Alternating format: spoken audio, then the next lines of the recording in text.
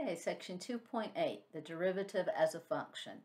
In section 2.7, we found derivatives at specific points, but for a function, the derivative is also a function.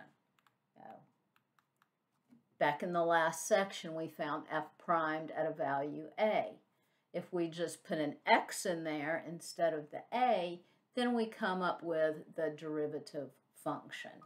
And it is called the derivative of f. And we indicate it with a primed.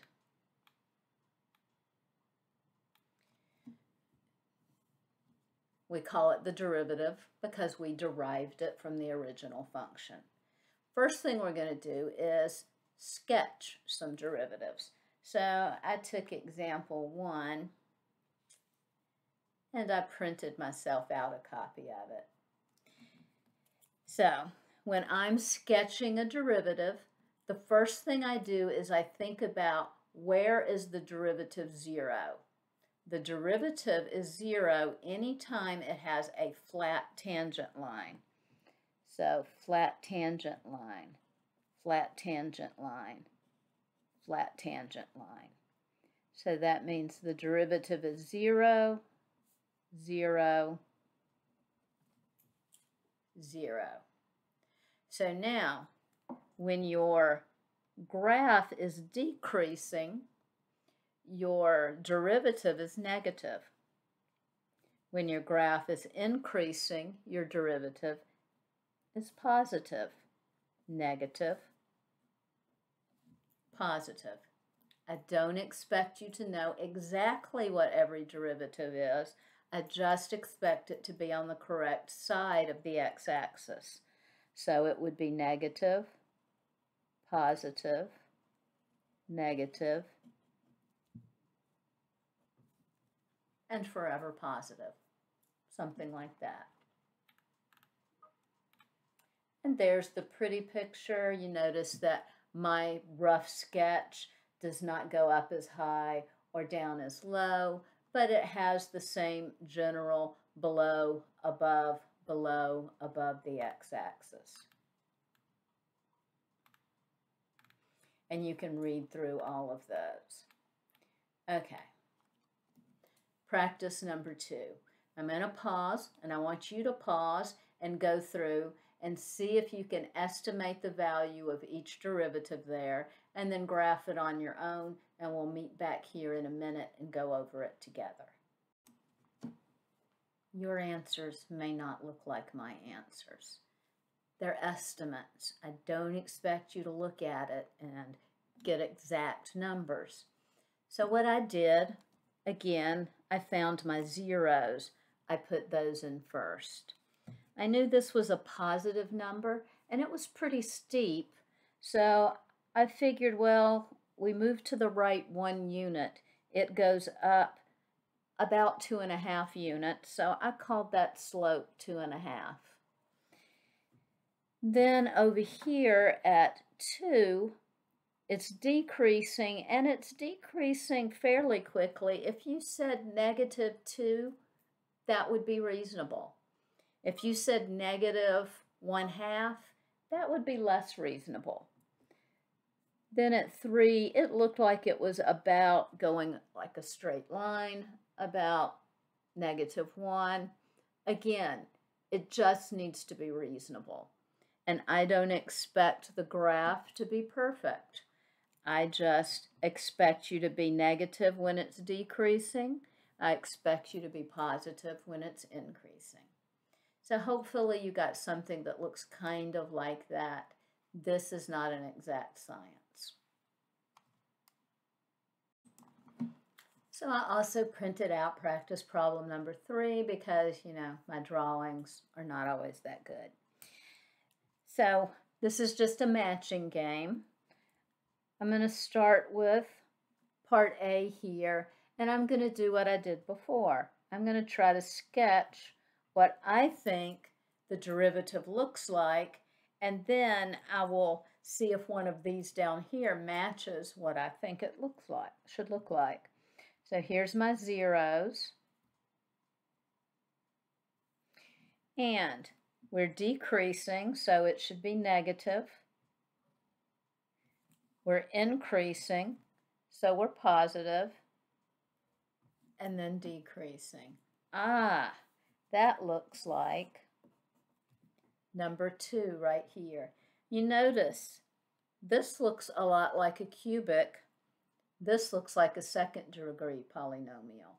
When you take a derivative, the degree of a polynomial decreases 1, which will make a lot of sense when you learn some of the derivative laws. Let's look at this one. Now we have pointy bits. At a corner like this, a function is not differentiable at all. So it's not zeros, it just doesn't exist there. We're increasing here, and we're increasing at a constant rate. So I'm going to draw a straight line there. It's got to have an open dot there. It's not differentiable at all. And then it's decreasing from here to here. And it's decreasing at a nice steady rate. It's not getting faster or slower in the rate that it decreases. And then actually from here to here is where it's decreasing. It switches to increasing at this little point right here.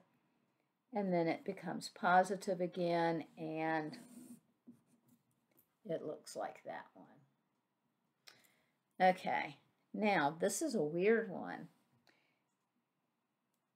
It has a little flat bit there, so I know that the derivative is 0 there, but it is decreasing, and I also see that the derivative gets closer and closer to 0 on each end. So the derivative function is going to be close to 0, and since we're decreasing, it'll be negative. And then it's going to be positive and get closer and closer to 0. Okay, my pictures aren't that great, but it does follow the pattern. Closer to 0, decreasing, crosses 0, nice flat line, positive because it's increasing, but gets closer to 0. And we're not going to think about the process of elimination, that we know what the answer is. We're going to look at my flat lines. So it crosses the axis, crosses the axis, crosses the axis, increasing, decreasing, increasing, decreasing. Looks like a quartic or a 4th degree. Derivative looks like a 3rd degree, just like we expected. Let's look at another practice problem here. Make this a little bigger so we can actually read it. We have the graph of the population function for some yeast cells. And what does the graph tell us about the yeast population?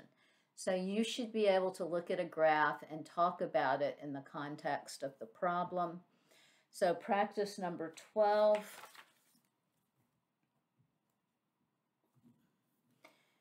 Since it starts out fairly flat, growth starts slowly. Then the growth rate increases.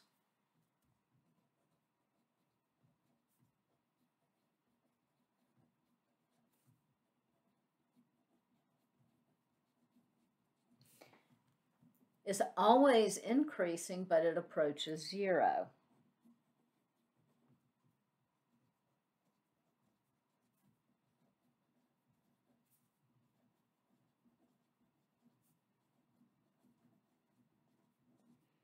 I should have printed this one out too, so I would have a nice graph to put the derivative on, but I didn't. So we start down here, just a little bit above 0, and then it flattens out. So my derivative starts near 0. It increases. It's always positive, but then the growth rate decreases and approaches 0 again. So that's when you first put your yeast in the bowl, there's not much yeast there. It takes it a while to really get started, and then it reaches its maximum growth rate, and then the growth rate begins to slow down as it starts to fill the bowl.